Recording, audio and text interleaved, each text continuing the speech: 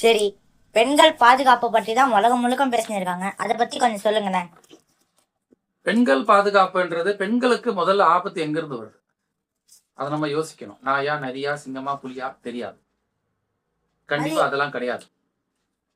சக ஆண்களாலதான் அந்த பெண்களுக்கான அபாயங்கள் வருது. சோ ஆண்கள் கிட்ட இருந்து தப்பிக்கணும். தன்னோட வீட்டு பெண்கள் வந்து கண்ணியமா இருக்கணும்னு நினைக்கிற எல்லா ஆணுமே அடுத்த வீட்டு பெண்கள் மேல தப்பான பார்வை பார்க்கறதும், தப்பா நடந்துக்க முயற்சி பண்ற ஒரு எண்ணம் இருக்கிறதும் நிறைய பேருக்கு இருக்கு.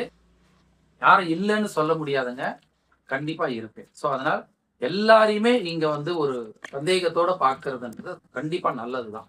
ஸோ அதனால வந்து நீங்க வந்து ரொம்ப கண்ணியமா இருப்பாங்க, அப்படி இருப்பாங்கன்னு யோசிக்க கூடாது. என்ன பொறுத்தவரைக்கும் நான் என்ன சொல்றேன்னா, 2 வழிகள் உண்டு. இப்ப நீங்க வீட்டுல தனியா இருக்கீங்க, நீங்களோ இல்ல வயதானவங்களோ இருக்கிறீங்க. அந்த நேரத்துல உங்களுக்கு ஒரு தாக்குதல் நடைபெற மாதிரி இருக்கு. 2-3 பேரோ இல்ல 4-5 பேரோ எத்தனோ பேர் வராங்க, உங்களை தாக்குதல் நடத்த வராங்க, வீட்டுக்குள்ள வர முயற்சி பண்றாங்கன்ற மாதிரி ஒரு எண்ணம், ஒரு ஒரு அமைப்பு இருக்குன்னா நீங்க என்ன பண்ணணும்? முதல்ல பயப்படக்கூடாது, பதட்டப்படக்கூடாது. என்ன டைம் இருக்குன்னு பார்க்கணும்.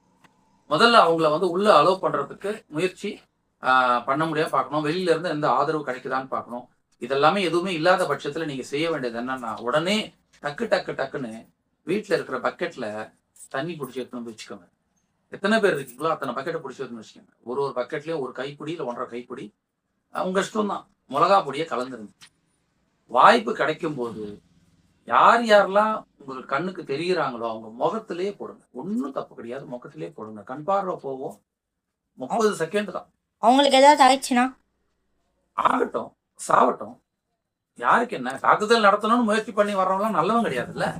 நம்ம மேல ஏதாவது போலீஸ் கேஸ் அத மாதிரி ஏதாவது வந்துச்சுன்னா? இல்ல இல்ல, இது வந்து தற்காப்புக்காக செய்யக்கூடிய எந்த ஒரு விஷயத்துக்கும் சட்ட பாதுகாப்பு உண்டு. அது முக்கியமா பெண்களுக்கு, வயதானவர்களுக்கு உண்டு. அதனால நீங்க அதை பத்தி எதுவும் நீங்க பயப்படவே வேண்டாம். நீங்க அந்த நிமிஷம் உங்களை காப்பாத்திக்கிறதுக்கோ உங்களை சார்ந்தவங்களை காப்பாத்திக்கிறதுக்கோ நீங்க தான் முயற்சி பண்ணணும். மற்றபடி எந்த ஒரு இதுவும் இதுல தப்பே கிடையாது. வர்றவனுங்க செத்தா கூட நமக்கு கவலை கிடையாது, என்னன்னா ஆகட்டும். தப்பா வர்றவங்களை பத்தி நம்ம அவசரப்பட அவசியமே இல்லை.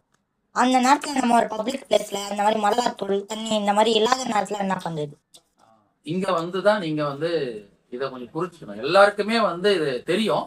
இருந்தாலும் இந்த ஒரு விஷயத்த வந்து பெண்கள் வந்து ரொம்ப கண்ணியமா ஆண்களை நடத்துறாங்கன்னு தான் நான் கேள்விப்படுறேன். ஆக்சுவலா ஆண்கள் தான் வந்து பெண்களை கண்ணியமா நடத்தணும். ஆனா இந்த ஒரு விஷயத்துல மட்டும் பெண்கள் வந்து ஆண்களை ரொம்ப கண்ணியமா நடத்துறாங்களோ, அவங்க பாதுகாப்பையும் உணராம அப்படின்ற மாதிரி எனக்கு தோணுது. சின்ன வயசுல பசங்க விளையாடும் போது, பெண் குழந்தைகளை எஸ்பெஷலி பெண் குழந்தைங்க அப்பா அம்மா என்ன சொல்லுவாங்கன்னா, அண்ணன் கூட தம்பி கூட விளையாடும் போது கொஞ்சம் பார்த்து விளையாடுமா, படாத இடத்துல பற்ற போகுது அப்படின்னு சொல்லுவாங்க. எல்லாருக்குமே தெரியாது படாத இடம் என்னன்றது எல்லாருக்குமே தெரியும். அந்த இடம் வந்து ஆணோட பலத்துக்கான ஆப்ஷன். இது கடவுளே கொடுத்துருக்காரு, நம்ம எதுவும் சொல்ல, இயற்கையாவே வந்து அந்த அமைப்பு இருக்கு. ஸோ நீங்க என்ன பண்ணணும்னா, கையாலேயோ காலாலேயோ அந்த இடத்துல டிச் பண்ணிடணும். ஒன்ஸ் சின்னதா அடிப்பட்டா கூட எந்த ஆம்பளையா இருந்தாலும் சரி, எவ்வளவு பெரிய பலசாலியா இருந்தாலும் சரி, கீழே கரப்பாம்பூச்சி மாதிரி விழுந்துடும். அடுத்த 3 மணி நேரத்துக்கு கையை காலை அசைக்க கூட முடியாது.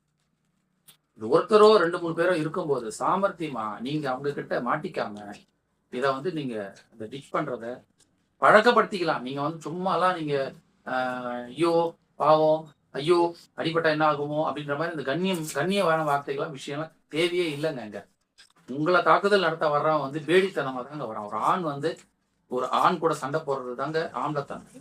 ஒரு ஆண் வந்து ஒரு பெண்ணை தாக்குதல் பண்றான், இல்ல பெண்ணை வந்து மானபங்கப்படுத்துறதுக்கு நினைக்கிறான்னா அவன்லாம் வந்து மனுஷனே கிடையாது. அவனெல்லாம் வந்து நீங்க வந்து கண்ணியத்தோட ட்ரீட் பண்ணவே கூடாது. அதனால உங்களையும் உங்களை சார்ந்தவங்களோட உயிருக்கோ மானத்துக்கோ ஆபத்து வரும்போது தயவு செய்து டிச் பண்ணி தப்பிக்கிறதுக்கு முயற்சி பண்ணுங்க. நிஜமா அதுதான் நல்லது. 3-4 பேர் இருந்தா கூட தனித்தனி முறையில ஒரே நேரத்துல ஒருத்தரோ 2 பேரையும் நீங்க பண்ணிட்டீங்கனாலே 2 பேர் விழுந்துருவாங்க, செயல எழுந்துருவாங்க. ஸோ அதனால அடுத்த 2 பேர்ன்றது நீங்க தப்பிக்கிறதுக்கு கொஞ்சம் ஈஸியா இருக்கும். அதனால நீங்க வந்து அதை பத்தி யோசிக்காதீங்க. கண்ணியத்தன்மான நடக்கிறதுலாம் அவசியமே கிடையாது. இந்த மாதிரி ஒரு ஆண்கள் கிட்டலாம் தயவு செய்து டிச் பண்ணி உங்க உயிரையும் இல்ல உங்க சார்ந்தவங்களோட உயிரையும் மானத்தையும் காப்பாற்றிக்கணும். இதெல்லாம் ஓகே. நம்ம கூட இருக்காங்க ஒரு சமையல்காரன், ஒரு வேலைக்காரன், அவனே அந்த மாதிரி நடக்க ட்ரை பண்ண. சமையல்கார வேலைக்காரன்னு தப்பா சொல்ல, சொந்தக்காரங்க, நம்ம சொந்தக்காரங்களே நம்ம கூட இருப்பாங்க. அவங்களே வந்து நம்ம கிட்ட தப்பா நடக்கிறதுக்கான முயற்சிகள் தெரியும். இது வந்து ஒரு பெண்ணால வந்து நார்மலா உணர முடியும். ஆனாலும் என்ன பொறுத்தவரைக்கும் நான் என்ன சொல்றேன்னா, எல்லா பெண்களுமே வந்து அவர்களுடைய வாழ்நாள்ல 3 ஆண்களை முழுசா நம்பலாம். இந்த 3 ஆண்களும் அந்த பெண்ணோட உடம்ப ரசிக்க மாட்டாங்க. யாருன்னா, பெத்த அப்பா. 99% சொல்றேங்க. பெத்த அப்பா. எங்கேயோ 1, 2 நடக்கிறத வந்து நீங்க கணக்கு எடுத்துக்காதீங்க. பெத்த அப்பா வந்து தன் பெண்ணோட உடம்ப ரசிக்க முயற்சி பண்ண மாட்டாரு. அதே மாரி கூட பொறந்த அண்ணன் தம்பி, கூடவே வாழ்ற அண்ணன் தம்பி. அவங்களும் வந்து அந்த பெண்ணோட உடம்ப ரசிக்க மாட்டாங்க. 3வது அவங்களுக்கு பொறக்கிற பிள்ளைங்க. பிள்ளைங்களும் தன்னோட தாயினுடைய உடம்ப ரசிக்க மாட்டாங்க. சரிங்களா? ஸோ இந்த 3 ஆண்கள தவிர்த்து நீங்க வேற எந்த ஆணோட இருந்தாலும் சரி, அது யாராவே இருந்தாலும் சரி, எந்த உறவுங்களா இருந்தா நெருங்கின உறவா, எந்த ஒரு உறவா இருந்தாலும் சரி, அவங்க ரொம்ப கண்ணியமானவங்க நீங்க கேள்விப்பட்டிருந்தா கூட சரி. ஒரு பழமொழி சொல்லுவாங்க. ஒரு ஆண் வந்து கண்ணியமானவனா அப்படின்னு தெரிஞ்சுக்கணும்னா, தனிமையும் இருட்டும் கிடைச்சதுக்கு அப்புறம் தான் பார்க்கணும்னு சொல்லி. ஏன்னா கண்ணியமான எந்த ஆணும் தனிமையும் இருட்டும் கிடைக்கும்போது அவன் வந்து தவறா நடக்கிறதுக்கான முயற்சியை எடுப்பான். ஏன்னா எல்லாரோட உள்ளத்துலயும் வந்து அந்த மிருகம் இருக்கு. அதனால அந்த மிருகம் வந்து மிருகமாவே இருந்தா கூட இந்த தன்னுடைய சகோதரி கிட்டையும், தன்னுடைய தாய் கிட்டையும், தன்னுடைய மகள் கிட்டையும் யாரும் வந்து மிருகமா நடந்துக்க முயற்சி பண்ண மாட்டாங்க. இந்த 3 ஆண்களை தவிர்த்து நீங்க வேற எந்த ஆணோட இருந்தாலும் சரி, தயவு செய்து ஒரு அலர்ட் இருந்துகிட்டே இருக்கணும். ஒரு உங்க மைண்ட்ல வந்து எப்பவுமே வந்து ஒரு கவனம் இருந்துகிட்டே இருக்கணும். சந்தேகம் இருந்துகிட்டே இருக்கணும்.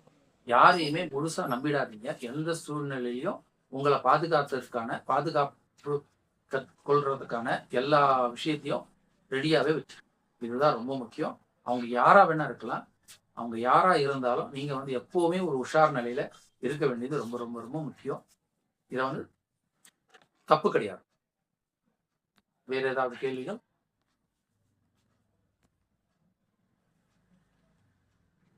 நன்றி, வணக்கம்.